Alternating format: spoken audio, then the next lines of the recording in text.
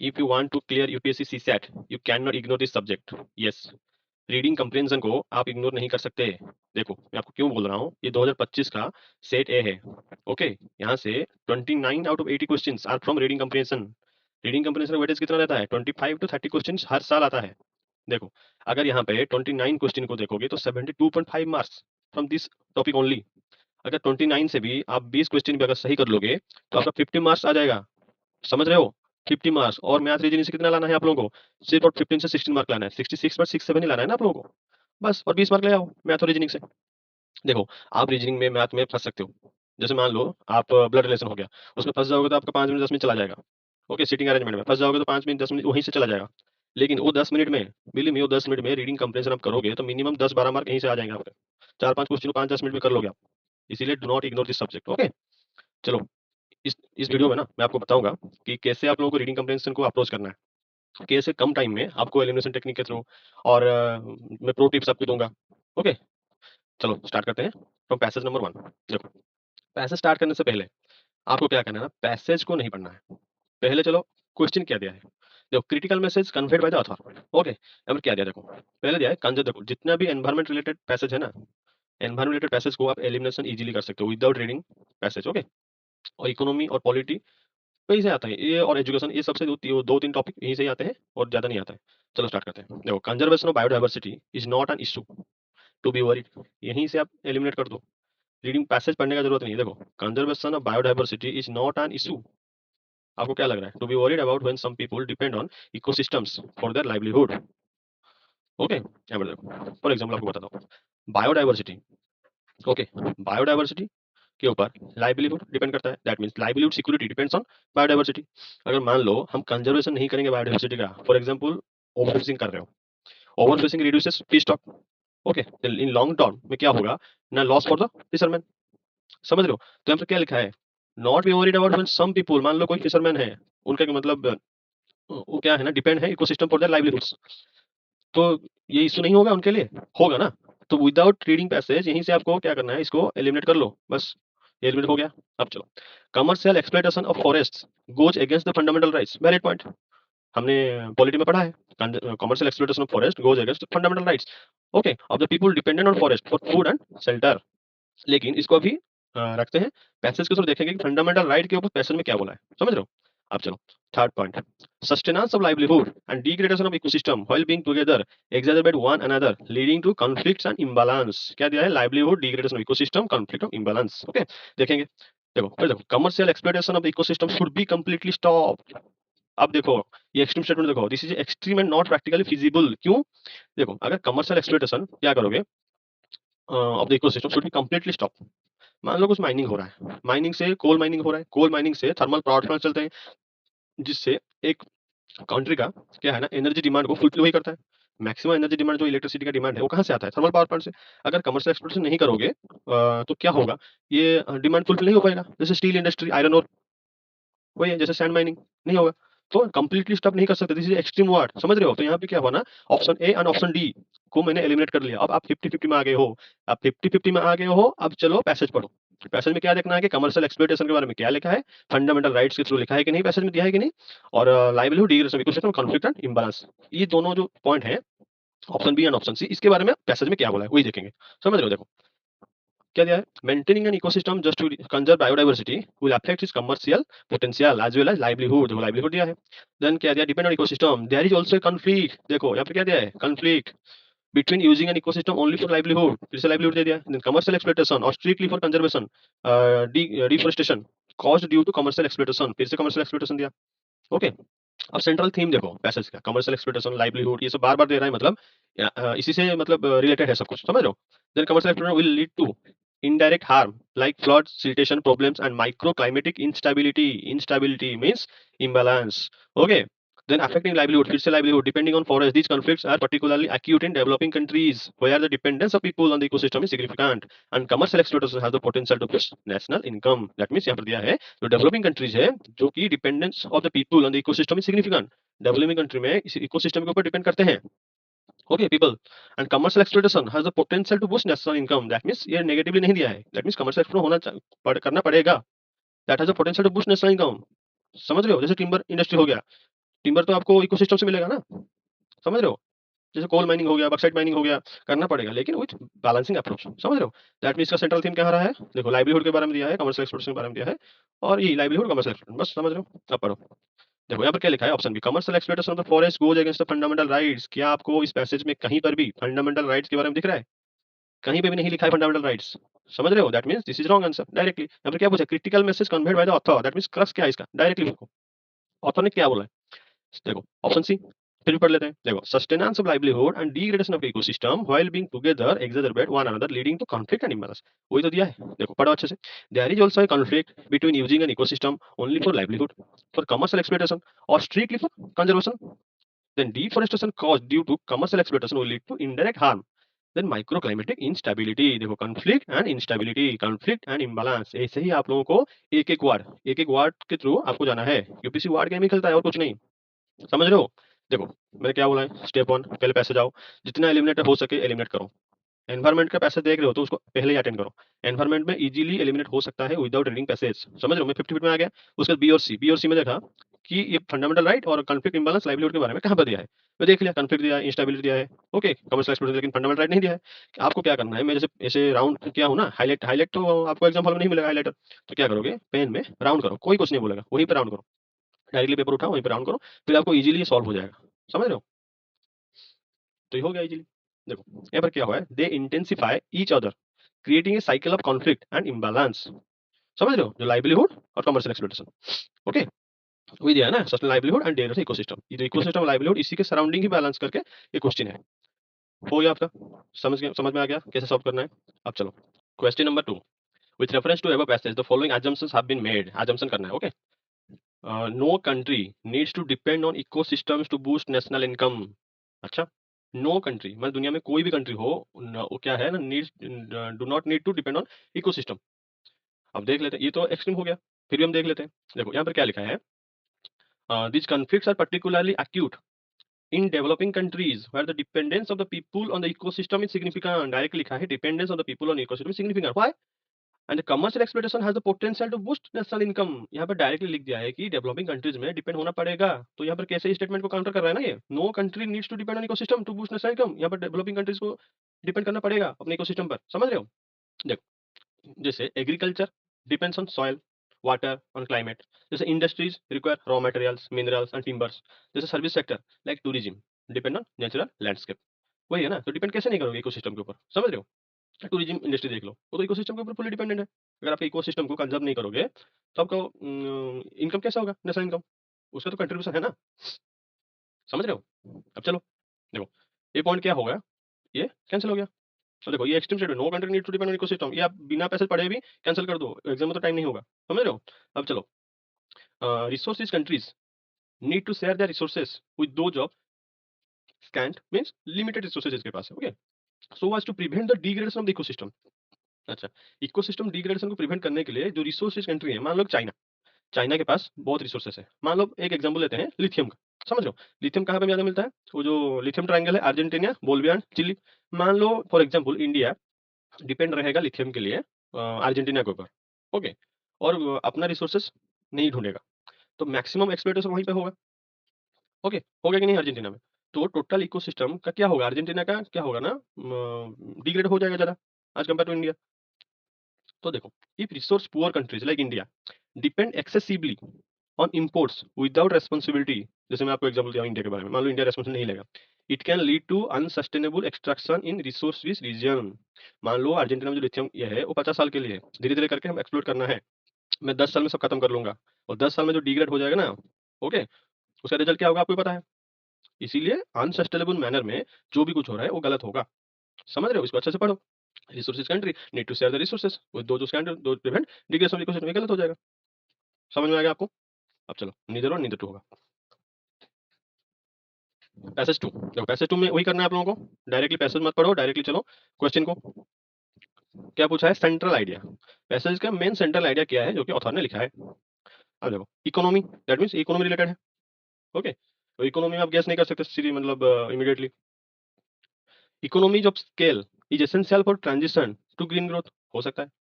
Then modern technological progress is intensely linked to path dependent innovations, ये भी पता नहीं हम लोग को।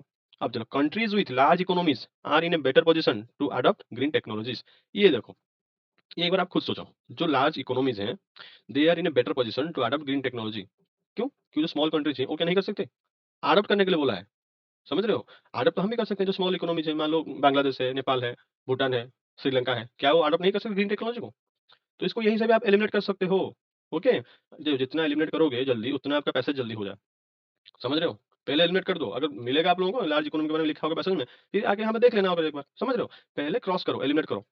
अब देखो, option D, timing plays a crucial role in the case of green technology development. अब देख लेते हैं, तो क्या देखेंगे? टाइमिंग के बारे में दिया है कि नहीं, ग्रीन टेक्नोलॉजी के बारे में दिया है कि नहीं, पैथ डिपेंडेंट इनोवेशन के बारे में पूछा है कि नहीं, और economies of scale essential for transition green growth. अब पढ़ो, the history of renewable energy suggest there is a step learning curve. Renewable energy के बारे में पूछा है, इसको हाईलाइट कर दो। फिर more is produced cost fall rapidly, यहाँ भी पता है इकोनॉमी में more is produced cost fall rapidly. Economies of scale, देखो यहाँ पर भी दिया economies of scale, and learning by doing the forms green innovation. Green innovation means green technology, renewable energy. Okay, is path dependent. देखो path dependent क्या है, देखो path dependent क्या है ना। Okay, path dependent refers to a situation जहां पे initial decisions और इनोवेशंस सेट ए डायरेक्शन। ओके, फ्यूचर डेवलपमेंट्स, जो भी फ्यूचर डेवलपमेंट्स होगा, फॉलो दैट पाथ, वही पाथ को फॉलो करेंगे। जो इनिशियल में डिसीजन हुआ था इनोवेशन का, उसी पाथ को फ्यूचर में क्या करेंगे? फॉलो करेंगे। इवन इफ अल्टरनेटिव्स में भी बेटर, अगर अल्टरनेटिव बेटर है फिर भी इसको that is path dependent. Just इतना समझो कि पैथ डिपेंडेंट, उसी पैथ को डिपेंड रहेंगे। समझ में आ गया? अब चलो, the more a firm does the more it is likely to do in the future. सही है। The strongest evidence for this is the collapse in the price of the solar energy. वो क्या बोल रहा है कि सोलर एनर्जी का price collapse हो गया, कैसे? 90% चीपर हो गया ड्यूरिंग 2010, 2010 के आसपास 90% चीपर हो गया। दैट मीन्स ये करेक्ट, समझ रहे हो? Renewable energy, green innovation, solar energy. Okay, मतलब ग्रीन टेक्नोलॉजी के बारे में दिया है। नो, अब पढ़ो, moving early, early means time के बारे में दिया है, and gradually gives economy more time. देखो टाइम के बारे में दिया है, यहाँ पर ऑप्शन डी में टाइमिंग के बारे में पूछा है, समझ रहे हो? Time to adjust, allowing them to react the benefits of path dependent green investments without much disruptions. Okay, a late more chaotic transition is costlier. Late नहीं करना है, more early, more time, moving early. Okay, path dependent green innovation, learning car, more is produced, cost will fall, learning by doing, renewable energy, ये सब आपको highlight कर देना है passage में। अब छोड़ो, हम लोग देख लिया। देखो, economies of scale is essential for transition to green growth. ये क्या है ना, ओनली वन एस्पेक्ट है। इकोनॉमी ऑफ स्केल तो दिया है, लेकिन is essential for transition to growth, ये हो सकता है, मैं मना नहीं कर रहा हूँ। ओके, लेकिन हमको क्या देखना है? जो सेंट्रल आइडिया है उसी को देखना है। अब पढ़ो, अब तो थर्ड स्टेटमेंट तो यहाँ पे लार्ज इकोनॉमी के बारे में कुछ भी नहीं बोला है। लार्ज इकोनॉमी है तो better position to adopt green technology, यहाँ पे कहीं पे भी लार्ज इकोनॉमी के बारे में नहीं दिया है। वो सिर्फ दिया है कि रिन्यूएबल एनर्जी के बारे में दिया है। ओके, नहीं दिया है। अब चलो, तो ये हमारा क्रॉस किए थे हम लोग, एलिमिनेट किए थे, ये सही है। अब चलो ऑप्शन बी, देखो, modern technological progress is intensely link to path dependent innovations. देखो ऊपर क्या दिया है? Learning curve, cost reduction, future innovation, यहाँ पर दिया है कि नहीं? देखो, learning curve, cost reduction, future innovation, green innovation, इसके बारे में दिया है। तो this is slightly related to this statement, slightly related to the central idea of the passage. Okay, intensely path dependent की पैथ डिपेंडेंट भी दिया है यहाँ पे, देखो, समझ रहे हो? अब चलो ऑप्शन डी पढ़ते हैं। Timing plays a crucial role in the case of green technology development. देखो यहाँ पर क्या दिया है? Moving early, more time to adjust, a late more chaotic transition, costlier. That means option B और ऑप्शन डी, इन दोनों में से कोई एक होगा, क्योंकि ये पैसेज है, इसमें एक्यूरेसी नहीं दे सकते आप। कोचिंग, देखो कोचिंग का भी जो आंसर की होता है ना, आपके यूपीएससी ऑफिशियल आंसर की के बाद भी उनका 10-15 आंसर रॉन्ग होता है, 10-15 क्वेश्चन रॉन्ग होता है, समझ रहे हो? तो इसीलिए मैं यहाँ पर ऑप्शन बी नहीं तो ऑप्शन डी, कोई एक को यूपीएससी सिलेक्ट करेगा, इतना तो गारंटी है। ओके, अब चलो option number 4, question number 4, with reference to the above passage the following assumptions के बारे में दिया है। ओके, फिर से लिख लिया। Path dependent green investments will eventually most likely benefit growth as well as public finance in the country like India. देखो पैथ डिपेंडेंट तो दिया है, ग्रीन इन्वेस्टमेंट दिया है, इवेंचुअली मोस्ट लाइकली बेनिफिट, इतना तक तो सही है। As well as public finances in a country like India, अब देख लेते हैं। देखो यहाँ में ना पैथ डिपेंडेंट दिया है, लेकिन पब्लिक फाइनेंस और इंडिया के बारे में कहीं पर भी डिस्कस नहीं हुआ है। देख रहे हो, कहीं पर भी डिस्कस ही नहीं हुआ है। तो इसीलिए क्या होगा ना, ये जो ऑप्शन 1 है ना, ये नहीं होगा। क्यों? क्योंकि does not directly assume impact on public finances specific countries like India. ये डायरेक्टली अज्यूम नहीं हुआ है, पैसे से भी नहीं है, मतलब कहीं पे भी नहीं लिखा है कि पब्लिक, एक बार भी पब्लिक फाइनेंस लिख लेता तो हम सोच लेते, समझ रहे हो? नहीं लिखा है तो नहीं होगा, इसको कैंसिल करो। अब चलो ऑप्शन 2, ऑप्शन 2 में लिखा है, if other green technologies follow the same pattern as that of solar energy, there will most likely be a easy green transition. If other green technology follow the same pattern like solar energy, most likely be easy green transition. देखो option वहां पर क्या लिखा है, solar cost reduction due to learning curve, early transition reduces disruption, लिखा है ना। देखो देखो यहाँ पर क्या लिखा है, अ, देखो लर्निंग कर्व लिखा है ना, वही वही तो पूछा है ना यहाँ पे, solar cost reduces due to learning curve. देखो सोलर कॉस्ट यहाँ पर क्या हुआ है, चीपर हुआ है कि नहीं, क्यों हुआ है, due to learning curve. Okay, due to green innovation, ये सब के लिए हुआ है। तो यहाँ पे वो क्या पूछा है, if the green technology follow the same pattern, yes, as that of solar energy, अगर सेम पैटर्न को फॉलो करेगा there will most likely be a easy green transition, most likely हो सकता है, क्यों नहीं होगा, समझ रहे हो। पैसेज में वही समझाया आप लोगों को कि solar cost reduction due to learning curve, early transition reduces disruptions. Okay, अगर अर्ली ट्रांजिशन हो गया डिस्ट्रप्शन रिड्यूस कर सकता है, समझ रहे हो। अब चलो देखो यहाँ पर लिखा है ना, without much disruption benefit path dependent green investment without much disruption. देखो early moving early and gradual gives economy more time to adjust. Okay, इसीलिए यहाँ पे वही लिखा है कि अर्ली ट्रांजिशन रिड्यूसेस डिस्ट्रप्शंस। आपको समझना पड़ेगा, आजमसन में ना आपको थोड़ा समझना पड़ेगा पैसेज को अच्छे से। हो गया, ये नहीं हुआ है, पब्लिक फाइनेंस डायरेक्टली नहीं दिया है, इंडिया के बारे में डिस्कस नहीं हुआ है, और ये लाइकली हो सकता है, मतलब मोस्ट लाइकली सेम पैटर्न अगर फॉलो करेगा समझ को, ये हो सकता है। चलो, तो ये क्या हुआ, ऑप्शन बी ओनली। ओके, अब चलो क्वेश्चन नंबर, ये हो गया। हाँ, अब चलो पैसेज, सिर्फ पैसेज करेंगे। देखो मैं फॉर्मूला वही बोला हूँ, आपको पहले देखना क्वेश्चन क्या दिया है, best reflects the most logical rational and pragmatic message conveyed by the author. देखो यहाँ से इतना देखो, most logical rational and pragmatic message conveyed by the author. Okay, most logical conveyed by the author, इतना पढ़ो बस। देखो the mitigation and adaptation strategies to address और टैकल क्लाइमेट चेंज, मैं आपको बोला हूँ अगर आपको climate change environment related passage है ना, छोड़ना ही मत, ये लो हैंगिंग फ्रूट्स है, उसमें एलिमिनेशन इजीली हो सकता है, समझ रहे हो। देखो इसको अच्छे से पढ़ो, the mitigation and adaptation strategies to address और tackle the climate change is essentially the responsibility of each state, essentially the responsibility each state. क्या आपको ये टू एक्सट्रीम नहीं लग रहा है, हर एक स्टेट का ही रिस्पांसिबिलिटी है। तो हमारा जो सेंटर का जो ministry of environment forest and climate change वो क्यों है, स्टेट में तो मिनिस्ट्री है ना फॉरेस्ट एंड क्लाइमेट चेंज का, यूनियन में भी है, तो सिर्फ इनका रिस्पांसिबिलिटी कैसे हो सकता है। ओके, नहीं हो सकता ना। अब चलो सेकंड ऑप्शन पढ़ो, India is too diverse, India is too diverse to implement any effective strategy और प्रोग्राम। यहाँ से आपको क्या करना है, इसी को कैंसिल कर देना है, और ज्यादा पढ़ने का नहीं है। इंडिया इतना डाइवर्स है कि कोई भी एनी इफेक्टिव स्ट्रेटेजी, कोई भी इफेक्टिव स्ट्रेटेजी और प्रोग्राम टू एड्रेस टैकल नहीं हो सकता है। ओके, वही तो लिखा है ना। देखो diversity is shown as a reason for customise planning, समझ रहे हो, नॉट इम्पॉसिबिलिटी। यहाँ पर इम्पॉसिबिलिटी बारे में लिखा है, India is too diverse to implement any, मतलब इम्पॉसिबल ही है, इम्पॉसिबल कैसे हो सकता है, स्टेटमेंट ही गलत है। तो डायरेक्टली देखो ये स्टेटमेंट को 50 में रखते हैं, मैसेज पढ़ेंगे इसको, तो डायरेक्टली आप ऑप्शन बी को कैंसिल करो, फुल्ली कैंसिल करो। ओके, जितना डाइवर्सिटी होगा उतना इंप्लीमेंट करने के लिए इजी होता है, अलग अलग सेक्टर में, अलग अलग रीजन में अलग अलग प्लानिंग करेंगे, अलग अलग स्ट्रैटेजी होगा, समझ रहे हो, अलग अलग प्रोग्राम होगा। Then option three, it is basically the responsibility of the union government to implement the climate action plan and ensure net zero emissions. ये भी वही लिखा है, यहाँ पर लिखा है बेसिकली स्टेट गवर्नमेंट का है, यहाँ पे बेसिकली यूनियन गवर्नमेंट का है। ये एक्सट्रीम नहीं लगता है आप लोगों को, फिर भी देख लेंगे। अब देखो option four, India needs to formulate effective climate change mitigation and adaptation strategy at the state और रीजन लेवल। अब चलो देख लेते हैं, आप पढ़ो, आप जाके पढ़ो पैसेज। देखो हम लोगों ने 50-50 तक आ गया है, आप मैस पैसेज पढ़ते हैं। यहाँ पर आपको क्या करना है, एक एक करके जो भी वार्ड यहाँ पर दिया है ना, वो वार्ड को बस ढूंढो और हाईलाइट करो। Each state faces a distinct set of challenges, okay, कोई challenges, climate change, impact of warming, okay, global warming, own set of opportunities for reduction emissions, अच्छा, emission reduction depending on its natural resources, okay. Then coastal states, अच्छा, coastal states need to take action to protect its source, sea level rise. Then drier states जो है prepare for variable monsoon preparation, sorry precipitations. Himalayan states unique challenges है उनका, and selected parts of peninsular India and offshore area offer great opportunities for harnessing wind power. अच्छा, that means अलग अलग reason का अलग अलग चैलेंजेस है, यही समझाया आप लोगों को पैसेज में। देखो कोस्टल स्टेट का चैलेंजेस अलग है, ड्रायर स्टेट का चैलेंज अलग है, हिमालयन रीजन का चैलेंज अलग है, पेनिनसुलर एंड ऑफशोर एरिया का चैलेंजेस अलग है। These various aspect need to consider for developing clear and sustainable goals for the future. बस आपको समझ में आ गया, क्लाइमेट चेंज के बारे में दिया है, रीजन स्पेसिफिक दिया है, अलग अलग रीजन का अलग अलग चैलेंजेस हैं। अब आ जाओ, the mitigation adaptation strategy to address the tackle change is essential responsibility of the state. कहाँ पे लिखा है कि only responsibility of the states, नहीं लिखा है ना, हमें रीजन स्पेसिफिक दिया है। ओके, रीजन स्पेसिफिक दिया है। अब चलो इंडिया टू टू डाइवर्स, इसको कैंसिल कर चुके हैं, it is basically responsibility union, not mentioned. Okay, mention ही नहीं यूनियन गवर्नमेंट का रिस्पांसिबिलिटी करके, सो इग्नोर्स रीजन स्पेसिफिक। यहाँ पे ये इग्नोर किया है रीजनल स्पेसिफिसिटी, समझ रहे हो, यहाँ पर रीजन स्पेसिफिक दिया है। देखो own set of opportunity for reducing emissions किसका, ईच स्टेट, देखो ईच स्टेट का ओन सेट ऑफ अपॉर्चुनिटी है। अब चलो ऑप्शन फोर देखो, India needs to formulate, yes, effective climate change mitigation and adoption strategy at the state और region level. वही तो लिखा है यहाँ पर। एक इसका क्रक्स देखो, रीजनल लिखा है, सब कुछ रीजनल है, सेंट्रलाइज नहीं है। और एक बात याद रखो, देखो प्रो टिप्स देता हूँ आप लोगों को। ये ग्रीन में जितना लिखूंगा ना मैं, वो सब प्रो टिप्स होगा। Whenever a passage stresses diversity of conditions, यहाँ पर डाइवर्सिटी ऑफ कंडीशंस है, जैसे कोस्टल एरिया का diversity of condition, sea level rise, dry area का जैसे प्रेसिपिटेशन हो गया, ओके, हिमालय एरिया का उनका यूनिक चैलेंजेस हो गया, ओके, पेनिनसुलर ऑफशोर एरिया का उनका क्या है, विंड पावर का अपॉर्चुनिटी है। तो डाइवर्स कंडीशंस है। The answer usually points to are decentralised और रीजन स्पेसिफिक सॉल्यूशंस।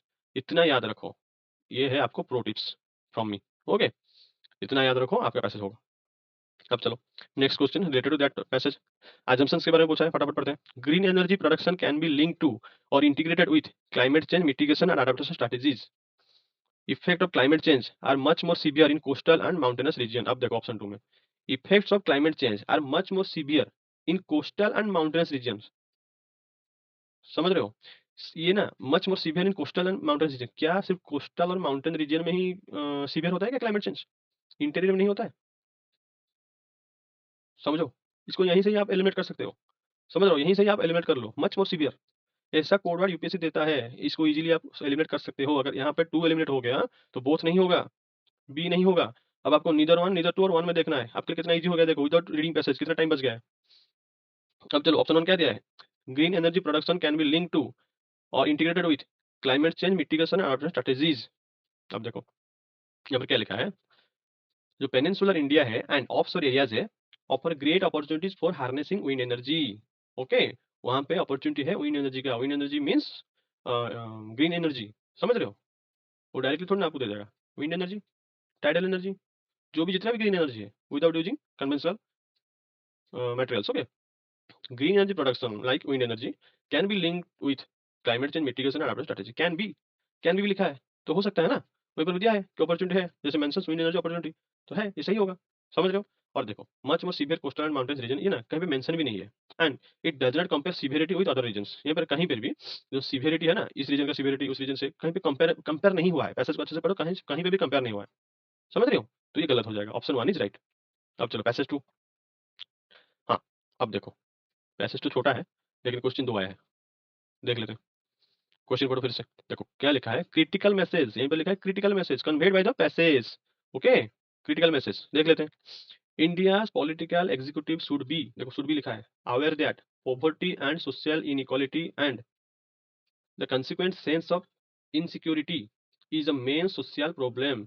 लास्ट में क्या लिखा है, consequent sense of insecurity is the main social problem.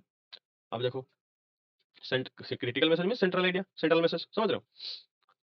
अब सेकंड पॉइंट पढ़ते हैं, देखो यहाँ पर लिखा इनसिक्योरिटी, सो फर्स्ट पॉइंट में देखो insecurity is the main social problem. यहाँ पर देखो पैसेज में देखो, if the social inequality is the most acutely felt social problem, that means social inequality is the main social problem। यहाँ पर क्या लिखा है, insecurity social problem, no, social inequality is the social problem not insecurity. समझ रहे हो, तो यहीं से ही गलत हो गया, पहले ही सेंटेंस से ही ये हमको मिल गया, यहीं से गलत हो गया। समझ रहे हो। अब चलो, in India poverty is the primary reason for social inequality, देख लेते हैं, and insecurity. Poverty is the primary reason for social inequality. अब यहाँ पे सेकंड लाइन पढ़ो, insecurity more than poverty is the most acutely felt economic problem. Okay, उसके बाद क्या दिया है, फुल पढ़ लेते हैं। Besides those below the official poverty line, besides those below the official poverty line, even those just over the poverty line are subject to multiple economic insecurity. जो over the poverty line है वो भी multiple economic insecurity of the various kind, क्या है उनको, देखो below poverty line जो BPL होते हैं, ओवर द पॉवर्टी लाइन जो बीपीएल के अंडर में नहीं आते, वो भी इकोनॉमिक इनसिक्योरिटी होता है उनका। समझ लो क्या क्या होता है, जैसे वेल्थ का हो गया, हेल्थ रिस्क हो गया, ओके, मार्केट फ्लक्चुएशन हो गया, जॉब रिलेटेड अनसर्टेनिटी हो गया। अब सोचो फॉर एग्जांपल, आपका कोई दोस्त है महीने में 30,000 कमा रहा है, उसको एक जॉब लग गया, उसको महीने में 30,000 कमा रहा है, तो मान लो वो तो बिलो पॉवर्टी लाइन में नहीं जाएगा, वो एबव पॉवर्टी लाइन में है, वही तो लिखा है ना, वो just over the poverty line. Okay, over the poverty line में हो, तो मान लो सडनली उसका जॉब चला जाएगा, क्या that is not a job related uncertainty? Yes. मान लो हेल्थ रिस्क, मान लो उनके पेरेंट्स का हेल्थ रिस्क आएगा, अभी 5-10 लाख सडनली खर्चा हो जाएगा, क्या that is not a insecurity? समझने की कोशिश करो, वही लिखा है ना, wealth, health risk, market fluctuation, or job related uncertainty. Many government policies are actually intended towards mitigating these insecurities। समझ रहे हो, मेनी गवर्नमेंट पॉलिसी है जो कि मिटिगेटिंग करने के लिए इनसिक्योरिटी को इंटेंडेड। ओके, इतना ही लिखा है। अब चलो पढ़ते हैं अच्छे से। सेकंड लाइन लिखा है, in India Poverty is a primary reason for social inequality and insecurity. Passage says insecurity is the more acute. समझ रहे हो? यहाँ पर क्या लिखा है? Insecurity more than poverty is the economic problem, that means insecurity is more acute than poverty. सिर्फ गरीबी नहीं है, गरीबी से ज्यादा प्रॉब्लम है इनसिक्योरिटी होना। समझ रहे हो? हम सोचते हैं क्या गरीबी ज्यादा पॉवर्टी हो जाएगा तो वो ज्यादा प्रॉब्लम नहीं है, पॉवर्टी से ज्यादा इनसिक्योरिटी प्रॉब्लम है, जो कि पैसेज में लिखा है, मैं नहीं बोल रहा हूँ। वही तो लिखा है ना पैसेज, यहाँ पर क्या लिखा है? Poverty is primary reason, no insecurity is primary reason, ये गलत हो जाएगा। Then poverty and social inequality are so intricately linked that they pose an unmanageable crisis for India. ऐसा कौन सा क्राइसिस हो जो कि अनमैनेजेबल है? समझ रहे हो? This is extreme statement, unmanageable crisis. ये लिखा भी नहीं है अनमैनेजेबल क्राइसिस, कहाँ पे लिखा है? यहाँ पर क्या लिखा है? Many government policy actually intend towards mitigating the insecurities, but unmanageable crisis कहीं पे भी नहीं लिखा है कि ऐसा कोई क्राइसिस हो जो कि मैनेज ही नहीं हो सकता है। मैनेज हो सकते हैं, चाहे एक्सट्रीम लेवल पे नहीं हो सकता लेकिन मैनेज हो सकता है। समझ रहे हो? आपका देखो यूपीएससी को ना गुड थिंकर चाहिए, मैं पहले भी बोला हूँ यूपीएससी नीड्स गुड थिंकर्स। आपका थिंकिंग पावर जितना स्पीड होगा ना एग्जाम हॉल में, उतना ही आप जल्दी ये सीसेट करके आओगे।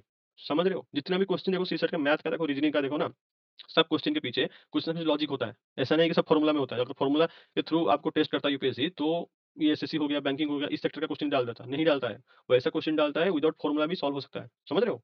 दैट मीन्स आपको मतलब लॉजिकल गेस करना है, आपका थिंकिंग पावर बढ़ाना है। ऐसा कौन सा क्राइसिस है जो मैनेज नहीं हो सकता? यहीं से आप एलिमिनेट कर सकते हो। Crisis unmanageable not mention in the passage. Okay, then insecurity more than poverty is the main economic issue. देखो इनसिक्योरिटी यहाँ पे लिखा है ना, more than poverty is the economic issue, insecurity economic problem. वही तो लिखा है डायरेक्टली, और डायरेक्टली यहाँ पे दे दिया है। कुछ नहीं करना था आप लोगों को। देखो पॉलिटिकल एग्जीक्यूटिव बारे में मेंशन है, नहीं मेंशन है तो इसको कैंसिल किया। ऑप्शन सी अनमैनेजेबल क्राइसिस, थोड़ा एक्सट्रीम लग रहा है, मेंशन भी नहीं है, कैंसिल किया। आप 50-50 आ जाओ, बस खत्म। इन दोनों में से देख लो, पॉवर्टी जो प्राइमरी, नो इनसिक्योरिटी जो प्राइमरी प्रॉब्लम। यहाँ पे लिखा है इनसिक्योरिटी मोर एक्यूट देन पॉवर्टी। समझ रहे हो? जितना जल्दी एलिमिनेट करोगे उतना जल्दी आपको आंसर मिलेगा। पैसेज पे बाद में पढ़ना, पहले कोड वर्ड। पॉवर्टी लिखा है, इनसिक्योरिटी लिखा है, सोशल इनइक्वालिटी लिखा है, सब राउंड करो। जैसे मैं राउंड किया हूं ना, ऐसा राउंड करो एग्जाम में, कुछ नहीं करना है, बस राउंड करते चलो। और फिर पैसेज में आओ, वो सेम वर्ड कहाँ पे दिया है, तब जाके आपका जल्दी जल्दी होगा। समझ रहे हो?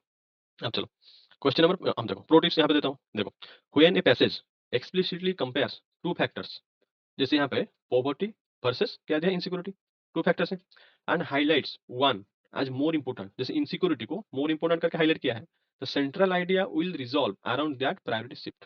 देखो यहाँ पर क्या हुआ है, देखो focus shift from poverty to insecurity. ये पैसेज का क्रक्स क्या है? पॉवर्टी से इनसिक्योरिटी को शिफ्ट हो गया है, ये पैसेज का क्रक्स। समझ रहे हो? That is the key economy problem, क्या इनसिक्योरिटी नॉट ऑफ पॉवर्टी। ये आपका प्रो टिप्स है, ये प्रो टिप्स याद रखना। समझ रहे हो? जब भी कंपेयर हो, okay, the idea will resolve around that priority shift. समझ में आ गया? अब चलो question number 14, with reference to the above passage the following assumptions, क्या दिया है आपको? assumption करने के लिए दिया है, have been made. People above the poverty line also are prone to suffer from anxiety about economic problem. यहाँ पर देखो पैसेज में आ जाओ, यहाँ पर क्या लिखा है? People over the poverty line are subject to multiple economic insecurities. यहाँ पर लिखा है economic insecurities. Okay, anxiety, anxiety क्या है? हेल्थ रिस्क, वेल्थ रिस्क, ये तो लिखा है ना, तो ये तो है। और क्या आपको डायरेक्टली दे देगा यूपीएससी? नहीं देगा ना, तो सही होगा। Above the poverty line economic, देखो above the poverty line economic insecurity, बस खत्म करो, एंजाइटी होगा। अब चलो option number 2, eradication of poverty can result in peace and social equality in the country. अब एक बात बोलता हूँ आपको, क्या पॉवर्टी इरेडिकेशन से पीस लौट आएगा? आपको लगता है? पैसेज मत पढ़ो, बस सोचो, गुड थिंकर बनो। क्या पॉवर्टी एलिमिनेशन से पीस लौट आएगा? नहीं, even if poverty is reduced, okay, insecurity still exist. Okay, समझ रहे हो? तो सोशल इक्वालिटी के जो लिखा है ना, this is separate issue. Poverty reduce होने के बाद भी इनसिक्योरिटी रहेगा, तो पीस कहाँ से आ जाएगा? समझ रहे हो? जैसे ऑप्शन 1 में क्या दिया है, एंजाइटी, ये सब, जैसे जॉब इनसिक्योरिटी हो गया, हेल्थ रिस्क हो गया, तो एंजाइटी होगा ना आप लोगों का। तो फिर सोचो और सॉल्व करो। देखो eliminating poverty does not guarantee equality और peace. Eliminating poverty does not guarantee equality और पीस, यहाँ पे कहीं पे भी लिखा भी नहीं है। और ये क्या है ना, आपके डायरेक्टली थ्रू थिंकिंग भी हो जाएगा, कोई गारंटी नहीं दे सकता पीस लौट आएगा। जितने भी वेल्दियर हैं, क्या उनका पीस लौट आता है क्या? नहीं ना। अब चलो next message, one of the dismal realities, okay अब पढ़ेंगे, नहीं नहीं मेरा फॉर्मूला जो है वही फॉलो करेंगे। ओके, देखो क्या लिखा है, reflects the corollary to the above passage. अब चलो देखते हैं। देखो कोरोलरी क्या है? कोरोलरी मींस लॉजिकल कंक्लूजन और लॉजिकल इन्फेरेंस। समझ रहे हो? इतना याद रखना, जो लॉजिकल कंक्लूजन होगा उसी को आप सिलेक्ट करना है। समझ रहे हो? अब चलो क्या लिखा है, the benefit of the economic reforms percolates down more slowly to the agriculture sector than in other sectors of the economy. अब देखो सेकंड पॉइंट क्या लिखा है, for India the green revolution was not be useful as it was expected to be. Third, India lagged behind other countries in adopting mechanised and modern farming. अब देखो, बिना passage पढ़े इसको एलिमिनेट कर लो. India lagged behind other countries in adopting mechanised and modern farming. क्या हमारा mechanised adopting नहीं हुआ है? क्या मॉडर्न फार्मिंग नहीं हो रहा है? समझ रहे हो? यहीं से एलिमिनेट कर दो, सोचने का नहीं है ज़्यादा, टाइम ही नहीं होगा आपके पास ना. अब देखो, rural to urban migration resulted in the stagnant agriculture sector. ये अब देखो, ये तीनों को देख लेते हैं क्या लिखा है. देखो, one of the dismal realities of the agriculture sector is independent India has been that it never experienced a high growth phase. अच्छा, क्या लिखा है? कभी भी एक्सपीरियंस नहीं किया है high growth phase. Then unlike non agriculture economy, अच्छा उनके जैसा नहीं हुआ है. ओके, नॉन एग्रीकल्चर इकोनॉमी जैसा एग्रीकल्चर इकोनॉमी जो है एग्रीकल्चर सेक्टर, वो एक्सपीरियंस नहीं हुआ है हाई ग्रोथ. देखो, द हाईएस्ट डिकेडल ग्रोथ कब हुआ था? हुआ था यहाँ जस्ट 3.5% 1980s. अच्छा, 1980s में हुआ था. आफ्टर दैट क्या हुआ है? Spot in decadal growth during 1980. Agriculture growth suffer relatively stagnation thereafter. उसके बाद स्टैग्नेशन हुआ है. This is a sharp contrast to non agriculture growth which consistently increase from the 1980s to 2000. इतना लिखा है. अब देखो, देखो पैसेज में क्या दिया है. पैसेज में दिया है कि agriculture did not grow like other sectors post 1980s. इतना लिखा है. फिर लिखा है, देखो, रिफॉर्म्स और growth momentum did not effectively reach agriculture. ये तो लिखा है. समझ रहे हो? इसका क्रक्स को समझो. अब चलो मेन देखते हैं. ये देखो, यहाँ पे देखो मैं लिखा हूँ. जो पैसेज का मेन क्रक्स क्या है? फर्स्ट पॉइंट लिखा है, agriculture India never had a high growth phase. Okay. Peak growth was only 3.5% 1980s. Okay. After that क्या हुआ है? स्टैग्नेशन हुआ है. Meanwhile non agriculture sectors keep growing consistently. Okay. Meanwhile non agriculture sector growth consistently. ये जो लिखा है, ये हमारा हो गया. क्लियर कॉन्ट्रास्ट क्या लिखा है? Agriculture lagged behind the rest of the economy. इसका कॉन्ट्रास्ट क्या है? Agriculture lag behind the other economies. Okay, simple. अब चलो, अब देखो ऑप्शन बी देखो, for India the green revolution was not as useful as it was expected to be. देखो, disease does not evaluate its success और failure. तो passage में, passage क्या है ना, does not evaluate its success और failure. यहाँ पर कहीं लिखा है क्या ग्रीन रिवोल्यूशन नॉट यूजफुल? कहीं पे लिखा है? कहीं पे भी नहीं लिखा है. तो फिर तो ये गलत हो जाएगा. अब चलो, इसको तो हम गलत कर चुके हैं. मैकेनाइज मॉडर्न फार्मिंग ये सब तो यहाँ पे नहीं दिया है. Not such comparison mention. यहाँ पर कहीं पे कंपैरिजन हुआ है मैकेनाइज और मॉडर्न फार्मिंग के बारे में? नहीं हुआ है, तो नहीं होगा. अब चलो, rural to urban migration resulted in the stagnant agriculture sector. देखो देखो, इसका जो है ना नॉन एग्रीकल्चर इकोनॉमी जो डाउनफॉल हो रहा है, इसका ना कहीं पर भी नहीं मेंशन है कि कॉज. उसका कॉज नॉट डिस्कस्ड. ओके, इसका कॉज क्या है? ये हो सकता है rural to urban migration resulted stagnant agriculture sector, ठीक है, मानता हूँ, लेकिन ये भी डिस्कस ही नहीं हुआ है. समझ रहे हो? ये डिस्कस नहीं हुआ है कि अर्बन माइग्रेशन की वजह से ही हो रहा है करके. अगर डिस्कस नहीं हुआ है तो हम तो अज्यूम नहीं कर सकते इसको. क्वेश्चन में क्या पूछा है? Most logical conclusion. अब ऑप्शन 1 में आओ. The benefit of the economic reforms percolates down more slowly to the agriculture sector, more slowly to the agriculture sector. Okay, then to the more slowly to the agriculture sector than other sector. Simply मैं बोला था context क्या है? Agriculture lagged behind the rest of the economy. ये वही तो लिखा है, more slowly to the agriculture sector than the other other sectors of the economy. ये सही हो जाएगा. जो क्रैक्स है उसी को बस लॉजिकल कंक्लूजन. समझ रहे हो? अब चलो नेक्स्ट क्वेश्चन. देखो यहाँ पर क्या दिया है, assumption दिया है. The growing divergence between the fortunes of the agricultural and non agriculture economy in India could have been reduced और कंटेंट बाय. देखो इसका क्रक्स बताता हूँ आप लोगों को. इतना पूछा है कि क्या which assumes could have reduced this divergence, which assumptions could have reduced this divergence, इतना पूछा है आप लोगों को. ओके, आपको देखना है. क्या adopting large scale cultivation of commercial crops and viable corporate farming that could have reduced this divergence. क्या providing free insurance for all crops and heavily subsidising seeds, fertilisers, electricity and farm machinery at par with developed countries, क्या ये कर सकता है? Reduce कर सकता है divergence को? अब देखो ऑप्शन 2 को अच्छे से देखो विदाउट रीडिंग पैसेज. पहले सॉल्व करते हैं, एलिमिनेशन पहले करेंगे. देखो, providing free insurance for all crops लिखा है. ये एक्सट्रीम स्टेटमेंट हो गया ना. हाँ, ऑल क्रॉप्स के लिए आप फ्री इंश्योरेंस कर दो. एंड हेवीली सब्सिडाइज मींस आपको क्या करना है? फाइनेंशियल सपोर्ट देना है सीड्स को. जितने भी सीड्स कर रहे हो हेवीली सब्सिडाइज कर दो. Heavily extreme word, all crops extreme word. तो यहीं से इसको कैंसिल करो. समझ रहे हो? और पैसेज में आप खुद देखो, पैसेज में कहीं पर भी passage does not discuss policy tools और सॉल्यूशंस. कहीं पर भी यहाँ पर ना पॉलिसी टूल्स के बारे में डिस्कस नहीं हुआ है, सॉल्यूशंस के बारे में डिस्कस नहीं हुआ है. Okay, this is an external idea. Option 2 is external idea. Okay, not derived from the passage. समझ रहे हो? देन ऑप्शन 1 क्या है? This is A policy suggestion, not something implied in the passage. This is also a policy suggestion. This is a policy suggestion. This is a policy suggestion. Large scale cultivation of commercial crops and viable corporate farming. It is policy suggestion, not implied in the passage. So दोनों के दोनों नहीं होंगे. समझ रहे हो? आपको क्या बोला है? Which assumption could have reduced the divergence? Adopting large scale cultivation of a commercial crops and viable corporate farming नहीं होगा. पैसेज में ऐसा कुछ डिस्कस नहीं हुआ है. पॉलिसी सजेशन के बारे में, समझ रहे हो? अब नीदर वन नीदर टू। अब चलो next passage. In our country handlooms are equated with the culture और ट्रेडिशन। अच्छा, हैंडलूम के बारे में दिया है। अब चलो पैसेज पढ़ लेते हैं। नहीं, क्वेश्चन पढ़ेंगे। क्या लिखा है यहाँ पे, देखो। Which one of the following statements best reflect the most logical rational message, most logical and rational message. अब चलो देखो, यहाँ पर ना पहले आओ ऑप्शन डी में। Handloom products need to be converted to machine made designers products so as to make them more popular. अब एक बार आप खुद सोचो, जो हैंडलूम प्रोडक्ट्स हैं उनको हम कन्वर्ट कर देंगे मशीन मेड डिजाइनर्स प्रोडक्ट्स में, तो क्या होगा? To make them more popular. अब एग्जाम्पल लो, बनारसी साड़ी, संबलपुरी साड़ी, पोचमपल्ली इक्कत साड़ी, ये सब हैंडलूम प्रोडक्ट्स हैं। इसको आप मशीन मेड कर दोगे, कन्वर्ट कर दोगे, मशीन में बनेगा, क्या पॉपुलर होगा? आप खुद सोचो, थिंक योरसेल्फ। क्या पॉपुलर होंगे?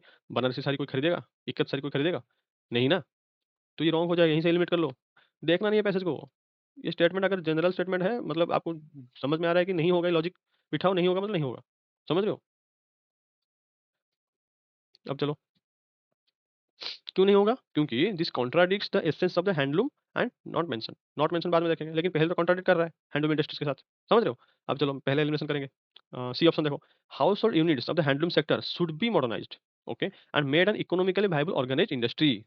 देखेंगे economically viable organisation, economic aspect पूछा है, इसको बाद में देख लेंगे। एक तो एलिमेंट हो गया हमारा। Then continued state support to the handloom industry ensures the preservation of some of our glorious art forms and old traditions. हो सकता है, देखेंगे पैसेज में। We need to free the handloom industry, we need to free, अच्छा, the handloom industry from limited narrative link to preserving cultural heritage. अब चलो passage में अच्छे से पढ़ो।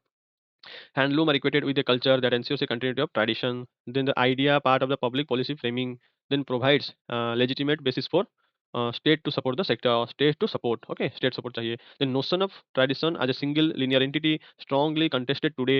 The narratives लिखा है, okay. The narratives dominant is defining cultural tradition is a particular way. Okay, then emerge as identities and histories of large sections that discontinued and at times forcibly shifted, sorry, stifled identities are fighting for their rightful place in history. Then when we promote handloom traditional industry, it is not surprising that large section of our population choose to ignore it. इसका crux आपको बताता हूँ। इसका क्रक्स है handlooms are promoted as part of a single fixed tradition. समझ रहे हो? देन लिखा है this idea of tradition is being challenged.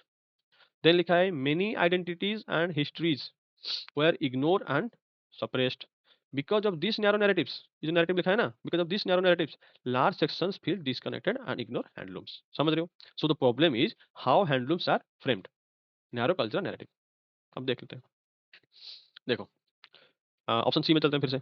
House hold units of the handloom sector should be modernised. ये हाउस होल्ड सेक्टर के बारे में, और should be modernised, economically viable, economic aspect discuss हुआ है क्या यहाँ पे? कहीं पे economic aspect handloom house hold industry के बारे में कहीं भी डिस्कस भी नहीं हुआ है। तो ये नहीं होगा, शुड भी लिखा है, समझ रहे हो? जहाँ पे शुड भी लिखा हो थोड़ा अच्छे से देख लेना। देन ऑप्शन बी चलो, कंटिन्यूड स्टेट सपोर्ट। देखो यहाँ पर स्टेट सपोर्ट लिखा है, ओके, यहाँ पर state support to the sector लिखा है, लेकिन continued state support to the handloom industry ensures preservation of some of our glorious art forms of old tradition. देखो passage questions the very idea of the tradition being used, okay. यहाँ पर ये state support जो लिखा है ना, ये नहीं पूछा है। अब देखो ऑप्शन वन में चलो।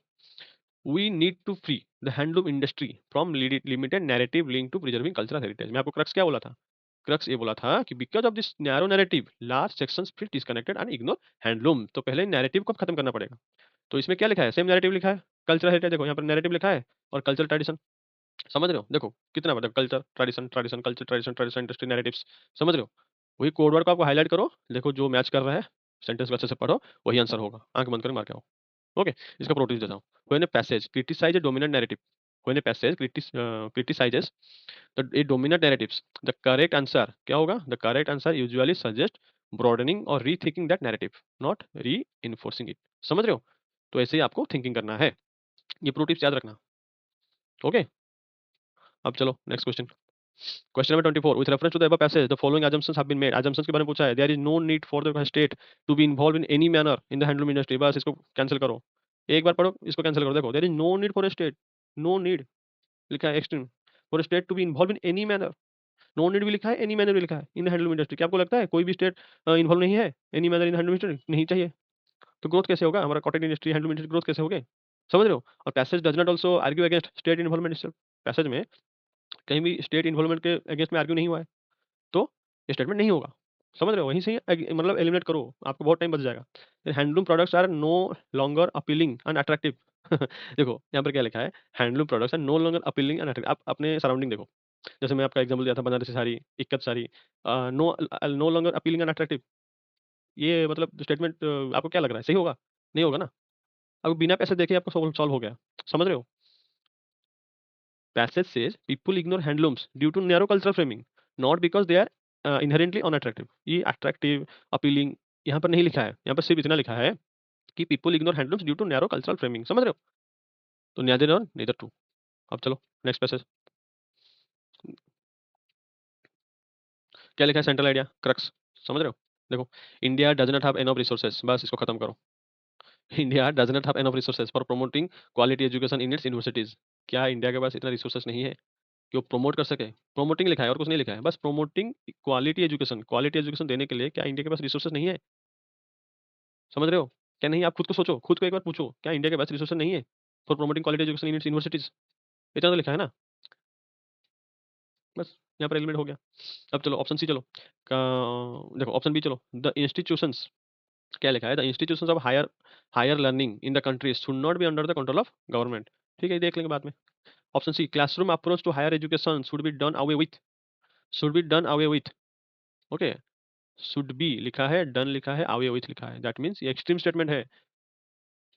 यहीं से दो आपका क्या होना, कैंसिल हो गया, 50-50 में पहुंचो, वर्ड मैच करो, बस आंसर आंसर पे आ जाओ। ओके, देन लिखा है classroom needs to be reimagine and teaching needs to be reinvented. अब चलो देख लेते हैं, पढ़ते हैं एक बार।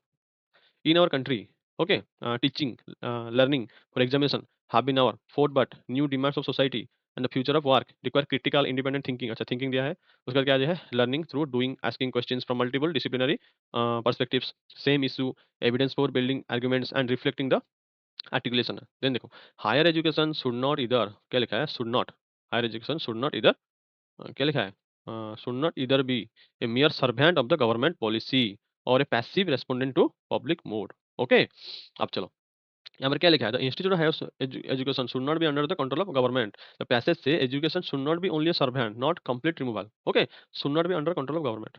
आप खुद सोच लो, जो हायर लर्निंग हायर एजुकेशन है वो should not be under control of government, क्या हो सकता है, ये होने से क्या होगा, इसका नेगेटिव देखो, हमेशा उसका ऑपोजिट सोचो, समझ रहे हो? अब पैसेज में भी नहीं लिखा है, पैसेज में नहीं लिखा है शुड नॉट बी ओनली, वहाँ पर सिर्फ लिखा है क्या, पैसेज से education should not be only servant not complete removal लिखे। ओके, अब चलो, higher learning is all about how to think, क्या लिखा है, how to think rather than what to think, teaching has to be reinvented. अब option number 4 पे आओ, classroom need to be reimagine and teaching need to be reinvented. समझ रहे हो कुछ?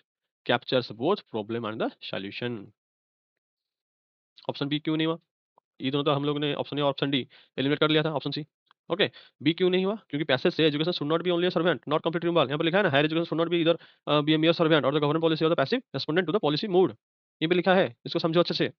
Higher learning is all about how to think rather than what to think. समझ रहे हो? थिंकिंग के बारे में देखो, यहाँ पर थिंकिंग के बारे में लिखा है, यहाँ पर भी थिंकिंग के बारे में लिखा है, समझ रहे हो? यहाँ पर क्या लिखा है, रीइमेजिन थिंकिंग, समझ रहे हो, री इन्वेंटेड, डायरेक्टली दिया है यहाँ पर देखो, teaching has to be reinvented, teaching has to reinvent. मैं इसलिए बोल रहा हूँ वर्ड मैच करो, पहले एलिमिनेशन करो, उसके जो भी वर्ड दिया है उसको मैच करो, फिर से पढ़ो सेंटेंस को, हो जाएगा, समझ रहे हो? अब चलो next question 32। With reference to the above passage, the following assumptions have been made. Higher education is a constantly evolving subject that needs to align towards a new developments in all spheres of society. Okay, education must adapt and evolve with time। यहाँ पर क्या लिखा है, इसका crux देखो, इसका crux देखोगे तो यही लिखा है कि education must adapt and evolve with time. समझ रहे हो? Higher education is constantly evolving subject, yes, that needs to align towards new developments in all spheres of society. Then क्या लिखा है, second point, in our country sufficient funds are not allocated for promoting higher education. देखो, fund के बारे में लिखा है। अब यहाँ पे देखो, कहीं पर भी फंडिंग के बारे में डिस्कस हुआ है? कहीं पर भी देखो फंडिंग के बारे में डिस्कस हुआ है? हाँ, evidence of building argument, higher education, articulation and teaching, okay, thinking, कहीं पर फंडिंग के बारे में डिस्कस नहीं हुआ है, दैट मीन्स डिस्कस नहीं हुआ मतलब नहीं होगा। ओके, समझ रहे हो? समझ में आ गया आपको? देखो, future of work, new demands of society, future of work. Okay, new demand of society and future of work. That means the higher education is constantly evolving subject. New demand of the society, evolving subject needs to align towards the new developments, new demands. Okay, in all spheres of society. इसलिए ये सही हुआ। अब चलो, option one is right. देखो, pro tips low. If the passage talks about change over time, change over time means implies evolution, it's valid point. If an option introduce new dimensions like funding, funding is a new dimension like funding, जो कि mention ही नहीं है, that means it is invalid. Okay, समझ रहे हो? अब चलो, हो गया ये पैसेज टू. करेक्ट शब्द पैसेज देखो. There is an urgent need for a public policy to promote the consumption of cereal based foods in wealthier society. Urgent need. Okay, देखेंगे. Then animal based food is far less efficient than grain or plant based food. Okay. And then plant based protein, क्या लिखा है? Plant based protein should लिखा है, should replace the animal based protein in our daily diet. आप इसको देखो अच्छे से देखो. क्या प्लांट बेस्ड प्रोटीन जो है, हम जितना भी वेजिटेबल्स खाते हैं, प्लांट बेस्ड प्रोटीन जो मिल रहा है हम लोगों को, should replace the animal based protein in our daily diet. Replace होना चाहिए क्या? नहीं, यहीं से एलिमिनेट कर दो. अब चलो, inequality in food production and consumption in inevitable in any fast changing society. अब पैसेज को पढ़ो. देखो, यहाँ पे लिखा है if there is inequality, okay, greater inequality in food production and utilization, okay, then लिखा है एज सोसाइटी बिकम वेल्दियर, जो वेल्दियर हो जाते हैं, consumption of annual products increase हो जाता है उनका. Okay, this means greater proportion of such basic food stuff as grains and legumes feed humans directly and converted into feed for poultry and large farm animals. And yet, this conversion of plant-based food into animals' food for human is far from efficient. That means this is not efficient. Only 60% of the calories fed to the chickens are recovered by us. Okay, when you eat them, this conversion rate goes down to 5 to 7% in large animals that are fed grain to are fat and some proteins before slaughter. इसका crux क्या है ना? देखो, there is inequality लिखा है ना, there is inequality in food production and utilization. Then यहाँ पर क्या लिखा है? Wealthier more consumption of animal products, जो वेल्दियर होते हैं, कंजप्शन एनिमल प्रोडक्ट्स ज्यादा होता है उनका. That leads to grains being diverted to animal fed. यहाँ पर लिखा है fed human directly convert into animal fed instead of direct human consumption. Direct human consumption नहीं हो रहा है, grains being diverted to animal fed. Okay, but this conversion is highly inefficient. यहाँ पर लिखा है ना, हाईली इनएफिशिएंट. कैसे? क्योंकि ओनली 16% इन चिकन कन्वर्ट होता है calorie, only 5 to 7% large animals of the calorie are recovered हो पाता है. समझ रहे हो? The central message is animal based food production is inefficient compare to plant based food. समझ रहे हो? अब चलो, यहाँ पर देखो, there is an urgent need for a public policy. अब देखो, पब्लिक पॉलिसी यहाँ पर कहाँ पे डिस्कस हुआ है? नहीं हुआ है ना, तो ये नहीं होगा directly. Urgent public policy to promote consumption of cereal based and wealthier society. देखो क्या लिखा है, consumption of cereal based foods in wealthier society. Urgent public policy लाओ कि वेल्दियर सोसाइटी को हम लोग क्या करेंगे ना, प्लांट बेस्ड फूड खिलाएंगे. ये नहीं होगा ना, आप खुद सोच लो, जनरल नॉलेज से सॉल्व हो गया. देन देखो, animal based food is far less efficient. Animal based food is far less efficient then grain और प्लांट बेस्ड फूड. ये तो क्रक्स वही है ना, animal based food is far less efficient then plant based food. क्यों? क्योंकि 60%, 16% और 5% से हम रिकवर हो सकता है, तो ऐसा ही होगा. और जो plant based should be replaced animal based, ये तो हमने एलिमिनेट कर दिया था. ये जो प्रेस्क्रिप्टिव है, not stated, it is not stated in the passage. Then inequality in food production, inequality दिया है in the food production and consumption is inevitable in any fast changing society. देखो, ये एक्चुअली ना स्टेटमेंट ये पे कहीं पे भी ना मेंशन नहीं है, और जो मेन फोकस इसका है, मैं आपको बोल दिया मेन फोकस क्या है. Animal based food production is inefficient compare to plant based production. तो इसीलिए आपको वहीं के आसपास ही देखना है आंसर क्या है. Animal based food production less efficient then plant based food, यही आंसर है. समझ रहे हो? क्योंकि इसका क्रक्स वही है. क्रक्स दिया है ना. देखो, assumption दिया है. अब assumption में क्या देखेंगे? The food manufacturing and processing industries in every country should align their objectives and processes in accordance with the changing needs of the society. देखो, should लिखा है, और in every country, जितने भी कंट्री हैं, should align their objective and processing in accordance with the changing needs of the society. Society के changing needs, ये normative policy suggestion है, नॉट एन assumption. समझ रहे हो? This is A normative policy suggestion है, ये policy change करो. assumption नहीं है, तो ये assumption नहीं होगा. Then wealthier societies tend to incur great loss of calories of food materials due to indirect, yes, indirect consumption कर रहे हैं. क्यों? क्योंकि इनडायरेक्टली आप लोग प्लांट बेस्ड को इनडायरेक्टली ले रहे हैं, एनिमल बेस्ड फूड खा रहे हैं. जो वेल्दियर सोसाइटी है उनके बारे में लिखा है ना, ऑफ द एग्रीकल्चर प्रोड्यूस को इनडायरेक्टली ले रहे हैं, यही तो लिखा है. देखो, यहीं पर जो पॉइंट टू है ना, पॉइंट टू में क्या लिखा है, तो significant calorie loss in wealthy society consumption pattern, यही तो लिखा है ना. समझ में आ गया? ऑप्शन टू ही होगा. ओके.